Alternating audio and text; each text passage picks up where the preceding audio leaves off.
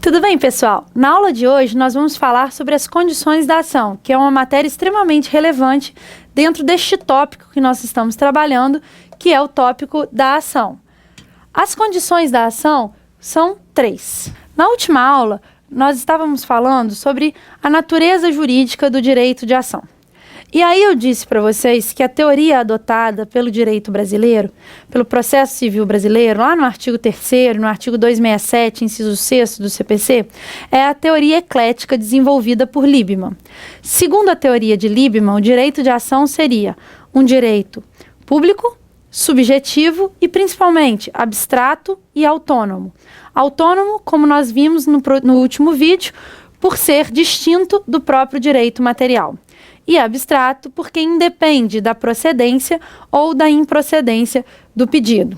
Isso seria a teoria abstrativista, que diz que o direito de ação é um direito autônomo, porque é diferente do direito material, como eu disse, e abstrato porque independe do resultado da demanda de procedência ou de improcedência. Mas o Liebman acrescenta mais uma categoria à teoria abstrativista. Ele acrescenta a categoria das condições da ação. Portanto, para a teoria eclética, para a teoria de Liebman, as condições da ação são condição ou para a existência da própria ação ou para o exercício do direito de ação. A professora Ada Pellegrini Grinover explica isso com bastante clareza. Ela diz: alguns doutrinadores entendem que as condições da ação, elas são condições para a própria existência da ação. Ou seja, só existiria o direito de ação se preenchidas as condições da ação. Para outros doutrinadores, a ação existe independentemente das suas condições da ação terem ou não sido preenchidas. Mas ela só pode ser exercida, o direito de ação só pode ser exercido se as condições da ação tiverem sido preenchidas. Ou seja, para alguns, as condições da ação são condição para a sua própria existência. Para outros, a condição da ação são condições para o seu exercício. Fato é que, para a teoria eclética, o direito de ação só será exercido se houver direito a um pronunciamento de mérito, ou seja, só se houver pronunciamento de mérito é que será exercido o direito de ação. Do contrário, o direito de ação não terá sido exercido porque não preenchidas as condições da ação e o processo deverá ser extinto sem resolução de mérito, nos termos do artigo 267, inciso 6º do CPC. E o artigo 267, inciso 6º, ele elenca para a gente quais são estas condições da ação que devem ser preenchidas para que se torne possível um pronunciamento de mérito, para que se torne possível a análise do pedido formulado pela parte. As condições da ação são 3. A primeira delas seria a possibilidade jurídica do pedido. A possibilidade jurídica do pedido consiste na permissão, em tese, do acolhimento do pedido. Quando a gente fala de possibilidade jurídica do pedido, nós estamos dizendo que, a priori, o ordenamento jurídico brasileiro deve acolher aquela pretensão. Ou seja, deve ser, pelo menos em tese, possível que aquela pretensão formulada pela parte seja deferida pelo magistrado. Se a priori, se em tese, o ordenamento jurídico já afasta a possibilidade de que aquela pretensão seja alcançada pela parte, seja reconhecida pelo magistrado, então, nessa situação, o pedido seria juridicamente impossível e faltaria à parte uma das condições da ação. Alguns exemplos interessantes de pedidos juridicamente impossíveis. Um exemplo que a doutrina costuma trazer é de uma ação de reintegração de um terreno na Lua. Imaginem essa situação. O autor ingressa em juízo com uma ação de reintegração de posse. Ele quer a reintegração de um terreno na Lua. Isso é possível? Aliás, isso é juridicamente impossível, porque o direito não abrange essa pretensão, nem sequer em tese, nem sequer abstratamente, o direito não abrange essa pretensão, e ainda se trata de uma hipótese materialmente impossível, pelo menos por hora, materialmente impossível. Além da ação de reintegração de um terreno na Lua, outros exemplos que a doutrina dá, e um exemplo muito comum da doutrina é o artigo 814 do CPC. É possível cobrar dívida de jogo em juízo? não é. A dívida de jogo, ela tem objeto ilícito. Então, em tese, abstratamente falando, o ordenamento jurídico já exclui a possibilidade de que alguém ingresse em juízo com uma ação de cobrança para cobrar uma dívida de jogo. Isso não é permitido pelo nosso ordenamento jurídico. Por exemplo, a pretensão de dividir o Brasil em várias partes. A Constituição Federal não autoriza, então também se trata de um pedido juridicamente impossível. Portanto, para que o pedido seja juridicamente possível, para que haja possibilidade jurídica do pedido ser atendido, esta pretensão formulada pelo autor, ela tem que ser, pelo menos em tese, permitida pelo nosso ordenamento jurídico. Aqui, alguns doutrinadores fazem uma crítica ferrenha à possibilidade jurídica do pedido. Pedido, eu já disse a vocês em outra oportunidade, é sinônimo de mérito. Então, como apreciar a possibilidade jurídica do pedido sem apreciar o mérito? Não existe possibilidade. Para que o juiz verifique, por exemplo, se se trata de uma dívida de jogo ou não, ele tem que apreciar o mérito. Ele tem que apreciar o pedido. Então, que sentido faz dizer que, em sendo o pedido juridicamente impossível, haverá extinção do processo sem resolução de mérito se houve necessidade do juiz adentrar ao mérito para analisar a possibilidade jurídica ou não daquele pedido? E aí eu volto naquela crítica que alguns doutrinadores fazem à teoria eclética de Liebman, as condições da ação como uma categoria necessária para o exercício do direito de ação. Continuando aqui, além da possibilidade jurídica do pedido, existem mais duas condições da ação. Além da possibilidade jurídica do pedido, existe também o interesse de agir. Expressão sinônima ao interesse de agir é a expressão interesse processual. Tanto faz usar a expressão interesse de agir ou interesse processual. E quando é que há interesse de agir?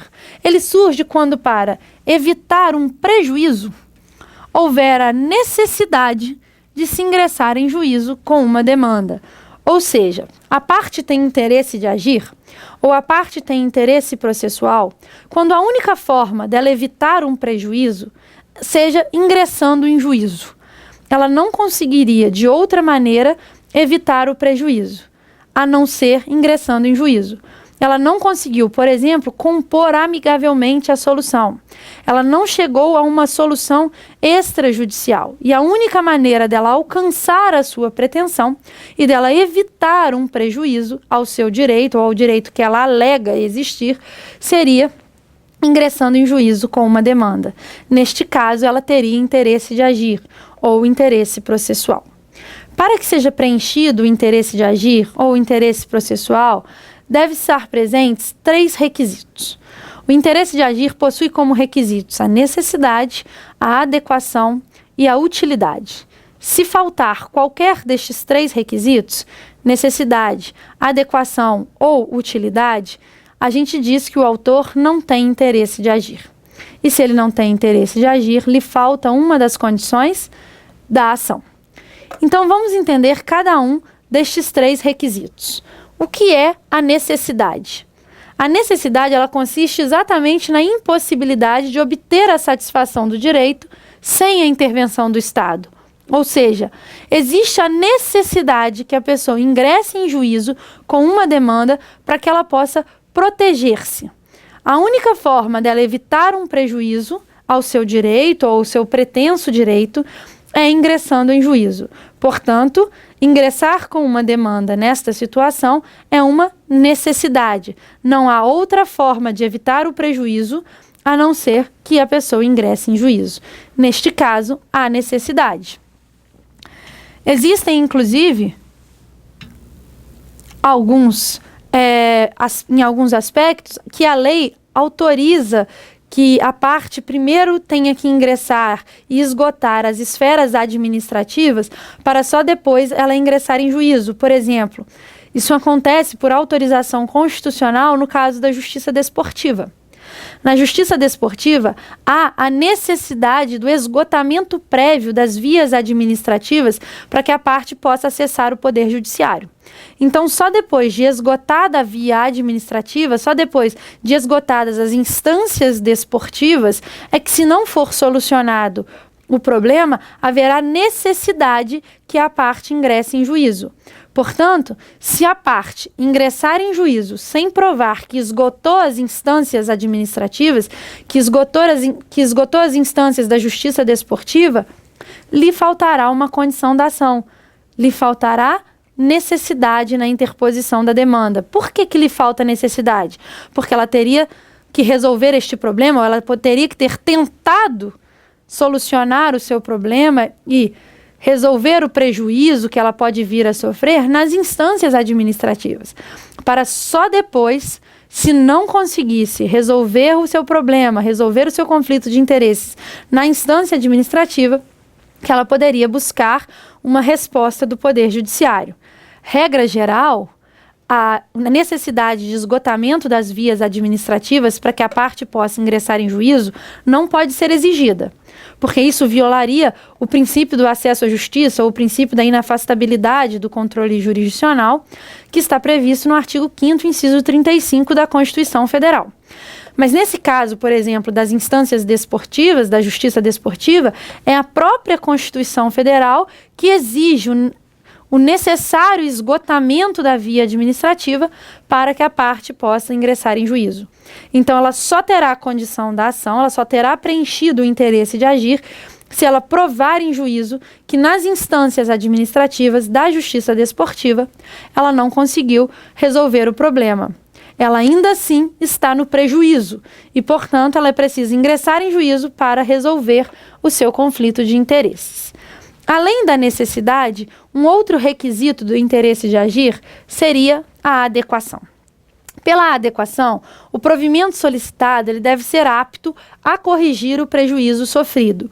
Ou seja, quando a parte ingressa em juízo, ela deve solicitar um provimento jurisdicional que seja apto, que tenha condições efetivas de solucionar o seu conflito de interesses. Se ela ingressa, por exemplo, em juízo com um procedimento equivocado, ela não conseguirá, ao final, alcançar uma decisão judicial capaz de resolver o seu conflito de interesses. O professor Fred Didier Júnior, ele faz uma crítica a este requisito da adequação. Ele diz o seguinte, olha, o requisito da adequação não deveria estar dentro do interesse de agir. Pelo seguinte, se há, por exemplo, um erro de procedimento, o juiz pode mandar a parte corrigir este erro de procedimento. E se a parte corrige, o processo segue normalmente. Já as condições da ação, elas são insanáveis. Faltando condições da ação, não haverá análise de mérito. Como o erro de procedimento pode ser corrigido pelo juiz, ele não se trata de um vício insanável. E, portanto, a adequação não poderia ser requisito do interesse de agir, por ser o interesse de agir uma das condições da ação. Essa é uma crítica do professor Fred Didier Júnior ao requisito da adequação. E, por fim, além da necessidade e da adequação, o terceiro requisito do interesse de agir seria a utilidade. O processo deve ser útil à parte, ou seja, só haverá interesse de agir se o processo puder resultar em algum proveito, em alguma utilidade para a parte. Se o processo não puder trazer nenhum proveito para a parte, se ele não puder resultar em nenhuma utilidade para a parte, qual é o interesse que a parte teria em ingressar em juízo? Se não há qualquer possibilidade do processo, daquela demanda, melhorar a situação da parte, solucionar um prejuízo sofrido pela parte ou reconhecer um direito da parte, ela não teria qualquer interesse de ingressar em juízo, nenhum interesse de agir, pois o resultado daquela demanda não lhe traria qualquer utilidade. Portanto, para que haja interesse de agir, deve haver necessidade, adequação e utilidade. Faltando qualquer destes requisitos, não há que se falar na existência do interesse de agir. O último requisito para que haja as condições da ação, para que elas sejam totalmente preenchidas, a última condição da ação seria a legitimidade ad causa. Então, como eu disse a vocês, são 3 as condições da ação: possibilidade jurídica do pedido, interesse de agir e legitimidade ad causa. No que consiste a legitimidade ad causa?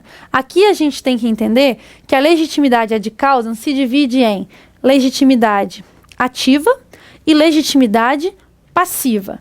Quem tem legitimidade ativa? Legitimidade ativa tem a própria pessoa que se diz titular do direito subjetivo material cuja tutela está pedindo. Então, o legitimado ativo é aquele que ingressa em juízo com uma pretensão e se diz titular daquele direito material que está sendo tutelado.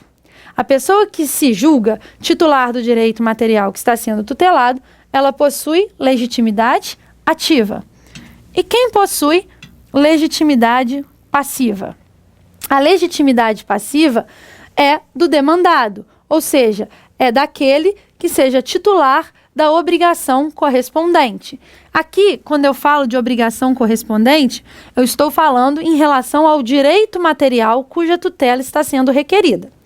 Então, se o autor da ação, legitimado ativo, formulou uma pretensão, ele formulou uma pretensão de direito material contra o réu.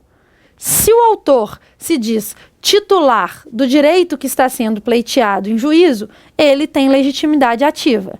Em contrapartida, o réu teria legitimidade passiva, porque ele seria o titular da obrigação correspondente àquele direito que está sendo alegado pelo autor lá na sua petição inicial.